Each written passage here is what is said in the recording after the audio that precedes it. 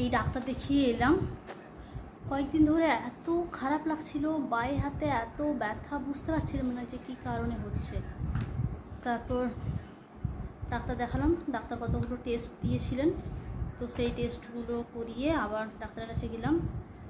Doctor 6টা মতো test দিয়েছিলেন, তো 6টা টেস্টের মধ্যে হিমোগ্লোবিন টেস্ট ছিল, ইউরিক অ্যাসিড ছিল, পটাশিয়াম, সোডিয়াম, তারপর থাইরয়েড আর ভিটামিন ডি।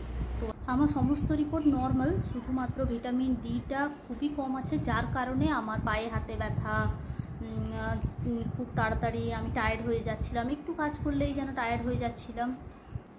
তো ডাক্তার ওষুধ দিয়েছেন, 2 রকমের ওষুধ দিয়েছেন, একটা বুস্টার দিয়েছেন আর আরেকটা দিয়েছেন উইকলি 1 ডে করে খেতে হবে, 10 দিনের জন্য দিয়েছেন।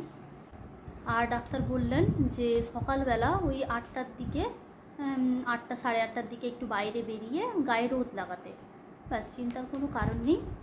তো আমাদের সকলের উচিত ঠিক টাইমলি খাওয়া। ডাক্তার ওটাই বললেন যে চেষ্টা করবেন ব্রেকফাস্টটা মোটামুটি ওই 8টা সাড়ে 8টা, ম্যাক্সিমাম 9টার বেশি করবেন না, আর ব্রেকফাস্টটা ব্যালেন্স করবেন যাতে ব্রেকফাস্টটা হেভি ব্রেকফাস্ট হয়। ব্রেকফাস্টটাই হচ্ছে আমাদের আসল খাবার।